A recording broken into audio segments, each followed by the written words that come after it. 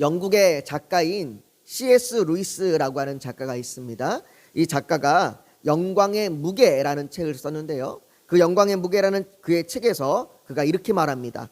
복음서가 당당하게 약속하는 상급, 그 엄청난 상급을 생각하면 우리 주님은 우리의 갈망이 너무 강하기는커녕 오히려 너무 약하다고 말씀하신 듯합니다.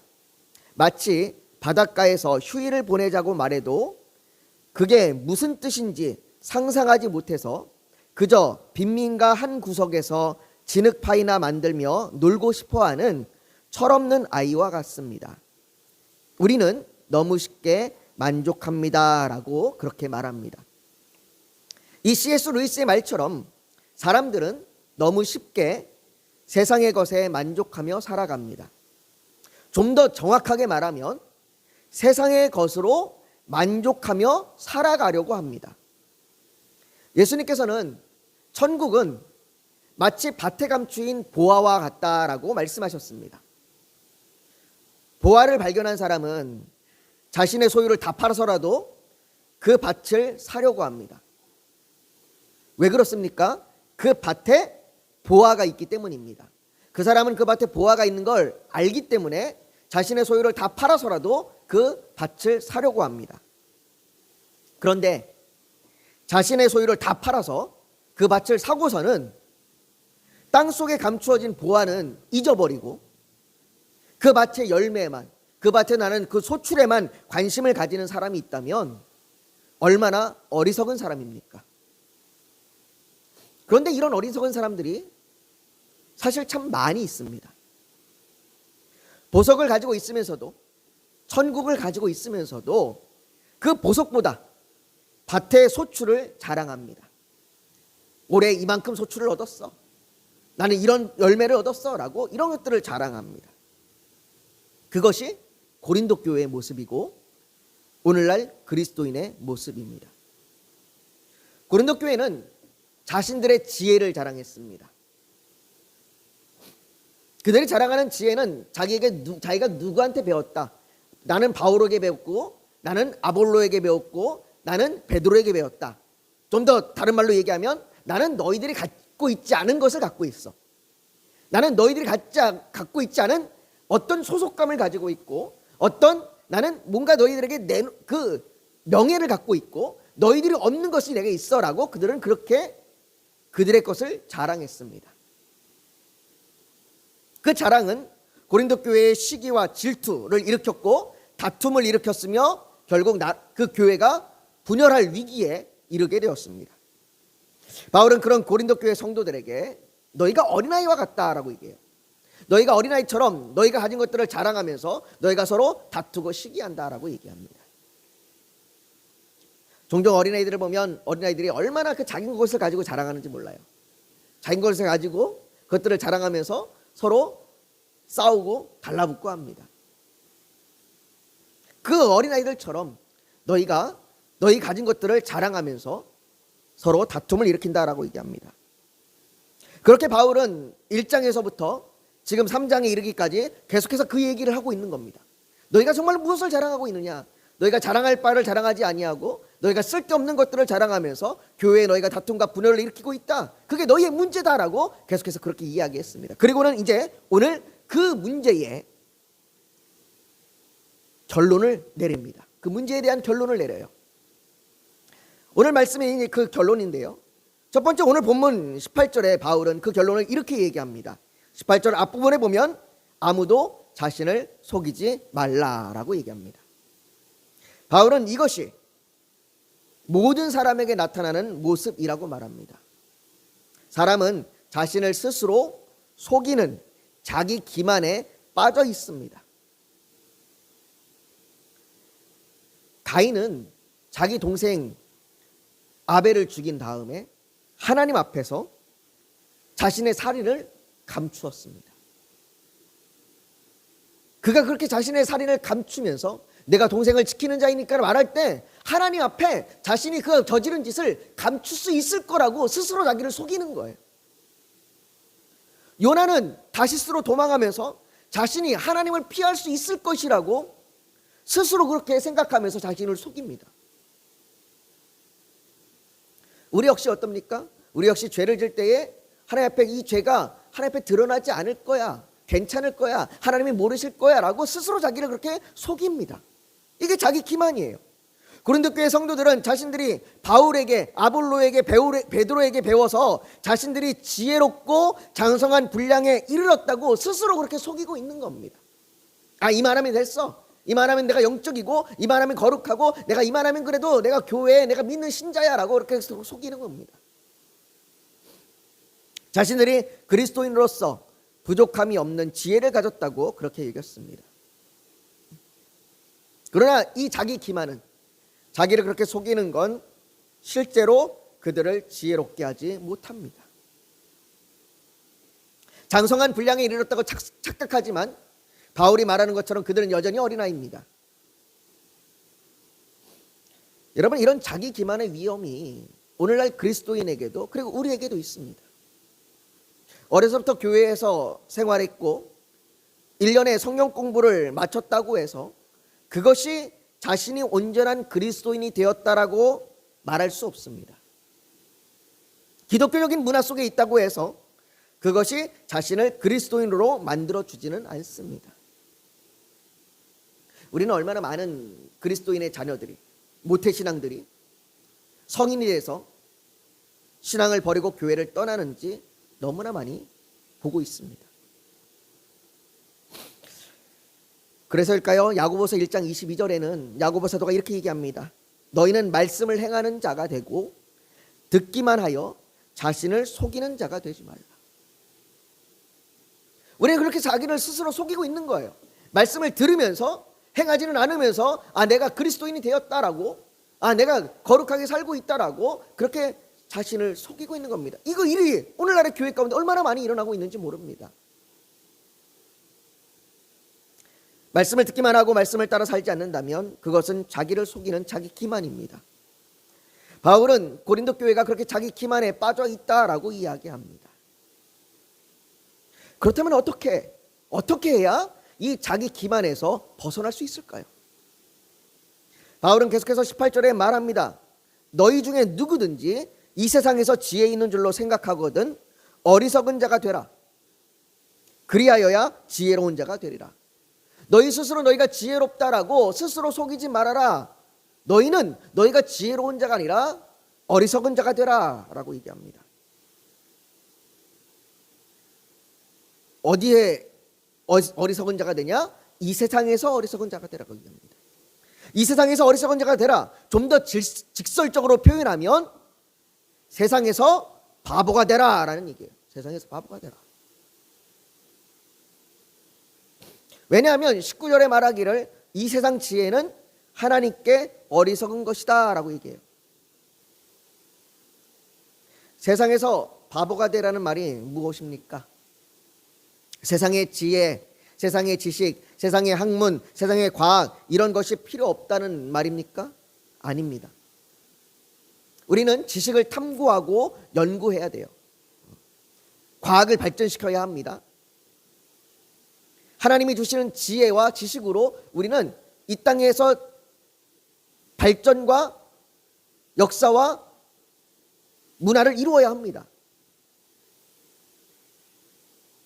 바보가 되라는 말은 세상 지혜가 이런 지식이나 학문적인 탐구 이런 걸 말하는 것이 아니라 이런 거에 대해서 바보가 되라라고 얘기하는 것이 아니라 너희가 좋은 대학 갈 필요 없어. 너희가 그냥 멍청하게 살아도 돼. 이렇게 얘기하는 게 아니라 내 힘으로 내 방식대로 살아갈 수 있는 것, 그것에서 바보가 되라라고 얘기하는 거예요. 나는 내 길을 가겠어. 나는 내 길대로 갈 때 난 괜찮아 라고 얘기하는 그것에서 바보가 되라고 얘기하는 거예요. 너 스스로 살 수 있어. 네 힘으로 살 수 있어 라고 얘기하는 것에서 바보가 되라고 얘기하는 겁니다. 이것이 창세기 3장에서 얘기하는 너희가 그것을 먹는 날에는 너희 눈이 밝아져 하나님과 같이 되어 선악을 알 줄 하나님이 아심이니라. 여자가 그 나무를 본즉 먹음직도 하고 보암직도 하고 지혜롭게 할 만큼 탐스럽기도 한 나무인지라 라고 그 선악을 알게 하는 나무의 열매를 먹음으로 내가 선악을 분별할 줄 알게 되는 것, 즉 내가 판단하고 내가 결정하는 이게 지혜인 것처럼 내가 보이게 되는 그 유혹을 말하는 겁니다.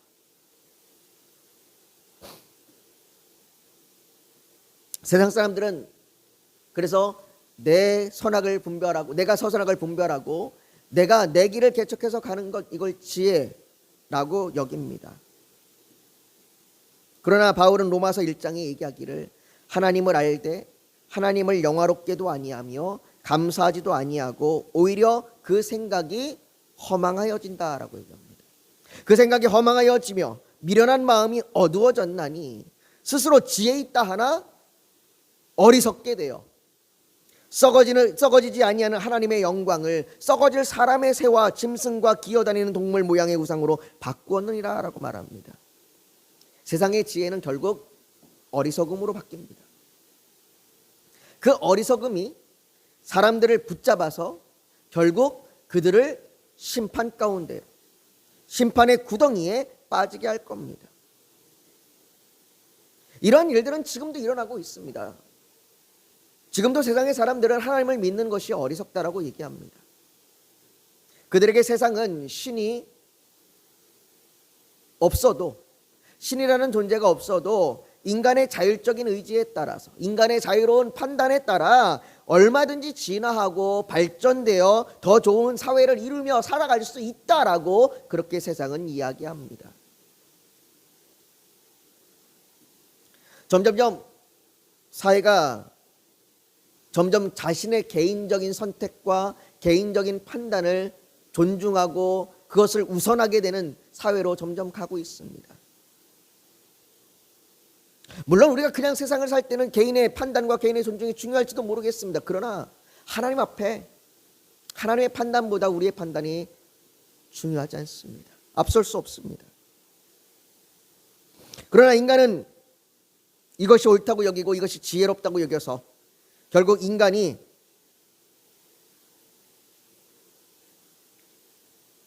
자신의 지혜로 판단하여 성경에서 죄인이라고 말하는 그 인간의 죄인됨을 인정하지 않고 성경의 진리를 경멸하고 그리고 성경에서 얘기하는 심판은 과장된 것이라고 그렇게 판단합니다. 그러나 인간의 어리석음은 결국 죽음 앞에 드러나게 됩니다. 인간은 죽음 앞에 그 누구도 그 죽음을 피할 수 없다라는 사실을 인정할 수밖에 없게 됩니다. 누가 죽음 앞에 자신의 힘을 자랑하고 죽음 앞에 자신의 자랑을 앞세우겠습니까? 죽음 앞에는 다 부질없습니다. 그래서 찬송가 365장에 보면 거기 4절에 이렇게 말합니다. 죽음 앞에 겁을 내는 자여 주 예수 앞에 다 아뢰어라. 하늘나라 바라보는 자여 주 예수께 아뢰라. 죽음 앞에 하나님의 심판 앞에 인간의 지혜의 끝에 어리석음 앞에 인간이 할 수 있는 건 주 예수께 아뢰에 있는 거예요. 예수 그리스도께서 구원의 능력이 되심을 그 구원의 능력으로 세상의 지혜를 파하시고 세상의 어리석음을 드러내시며 하나님의 지혜로 이끄심을 아뢰어야 합니다. 바울은 고린도전서 1장 29절에 하나님께서 이렇게 하시는 이유에 대하여서 이는 아무 육체도 하나님 앞에서 자랑하지 못하게 하려 하심이라 라고 말합니다. 오늘 본문에서도 같은 이유로 계속해서 말합니다. 21절을 한번 보십시오. 21절에 이렇게 얘기합니다. 그런즉 누구든지 사람을 자랑하지 말라. 만물이 다 너희 것임이라. 세상의 지혜를 자랑하고 사람을 자랑하는 것이 하나님 앞에 어리석은 것입니다.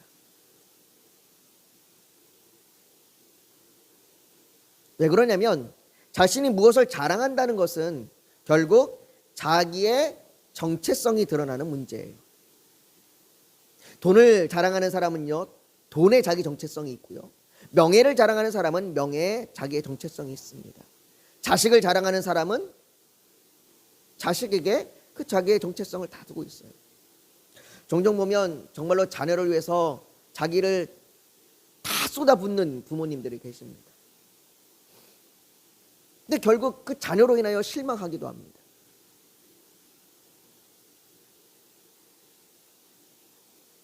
사람은 자기가 자랑하는 것에 정체성을 두고 자기가 자랑하는 곳에 자기의 마음을 두게 되어 있습니다.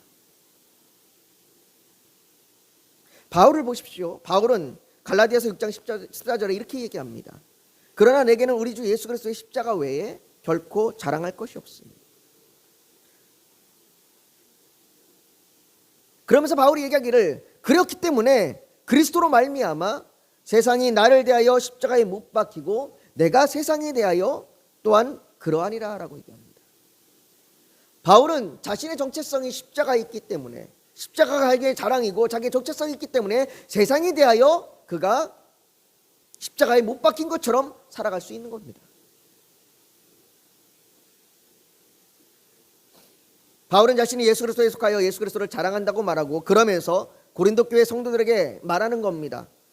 너희는 무엇에 속했느냐? 너희가 자랑하는 것, 너희가 지금까지 자랑했던 것 이제는 멈춰라 라고 얘기하는 거예요. 이제는 멈춰라. 이것을 다른 말로 바꾸어 말하면 앞에서 말한 C.S. 루이스의 말처럼 진흙파이에 만족하는 것을 멈춰라. 너희가 너무 쉽게 세상의 것으로 만족하고 세상의 것으로 자랑하며 살고 있다. 그걸 멈춰라 라고 말하고 있는 거예요. 인간은 만족을 얻고 자랑하는 것이 본성입니다. 그 본성 자체를 멈출 수는 없어요. 바울도 그 본성 자체를 멈추라는 것이 아닙니다. 너희가 자랑하는 것을 바꾸라는 거예요. 바울이 21절에 뭐라고 얘기합니까? 만물이 다 너희 것입니다. 너희가 사소한 것으로 자랑하지 말아라. 만물이 다 너희 것이다. 지금 바울이 고린도 교회 성도들의 그 생각을 완전히 뒤집어 엎어버리고 있는 겁니다. 그들은 자신들이 바울, 아볼로, 베드로에게 속해 있어야 한다고 생각했습니다. 그러나 오늘 본문은 너희가 그것들에 속해 있는 것이 아니라 그들이 너희를 위하여 있는 거다라고 얘기하는 거예요. 그들이 너희를 위하여 있는 거다.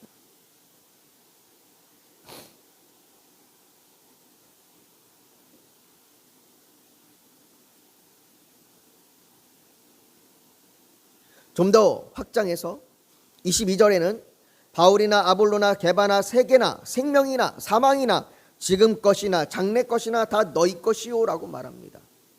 바울, 아볼로, 베드로에게 속해 있는 걸 넘어서 너희가 그들에게 속해서 마치 너희가 교회에 뭔가 소속감을 얻으려 하는 그런 것을 넘어서 세계, 생명, 사망, 현재, 장래를 말하면서 바울은 사람이 이 땅에서 얽매일 수 있는 것들, 생명의 얽매이고 사망의 얽매이고 그리고 현재의 얽매이고 장래의 얽매이고 미래의 얽매이는 그런 모든 것들,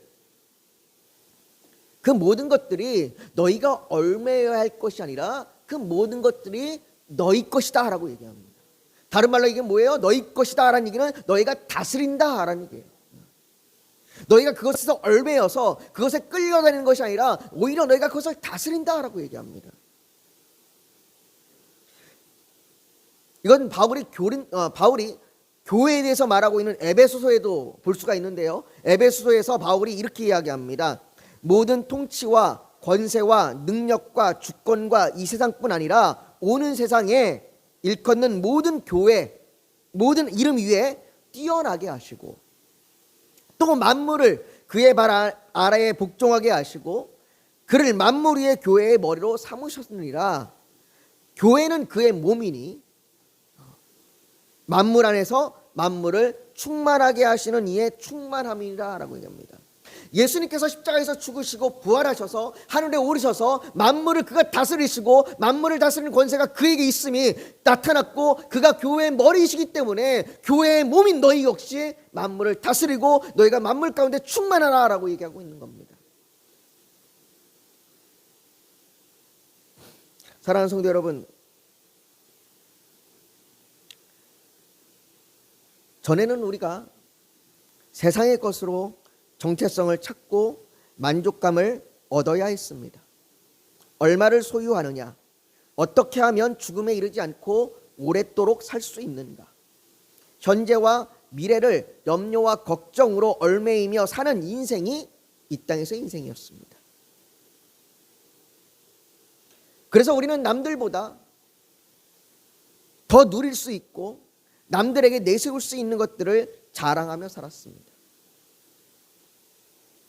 그러나 오늘 바울이 이야기하는 겁니다. 그런 너희가 이제 예수 그리스도로 인하여 너희가 그런 인생이 완전히 바뀌었다라고 얘기하는 거예요. 바울은 오늘 본문을 통하여 말합니다. 23절에 너희는 그리스도의 것이요 그리스도는 하나님의 것이니라. 이 말이 무엇입니까? 우리가 예수 그리스도로 말미암아 예수 그리스도에게 속하여 우리의 생명과 가치와 기쁨과 만족을 누리게 되었다라는 말입니다. 예수 그리스도께서 이 만물을 다스리는 것처럼 우리가 그에게 속하여 함께 만물을 다스린다라고 얘기하는 겁니다.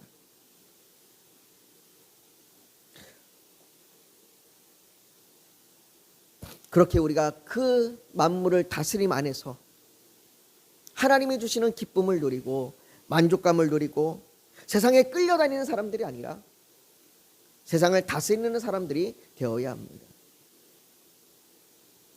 많은 사람들이 예수 그리스도를 믿고 교회에 다니면서도 여전히 세상의 것들을 자랑하는 것들을 너무나 쉽게 우리는 보게 됩니다.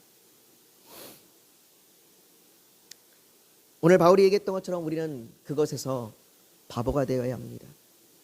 그것에서 바보가 되고 오직 우리의 만족은 예수 그리스도로부터 옴을 우리가 고백해야 합니다. 우리가 세상에서 바보가 될 때에, 세상의 지혜에서 바보가 될 때에 하나님의 지혜로 우리가 설 수 있습니다. 오늘 바울은 말합니다. 너희가 세상의 지혜로 살아가고 자랑했던 것 멈춰라.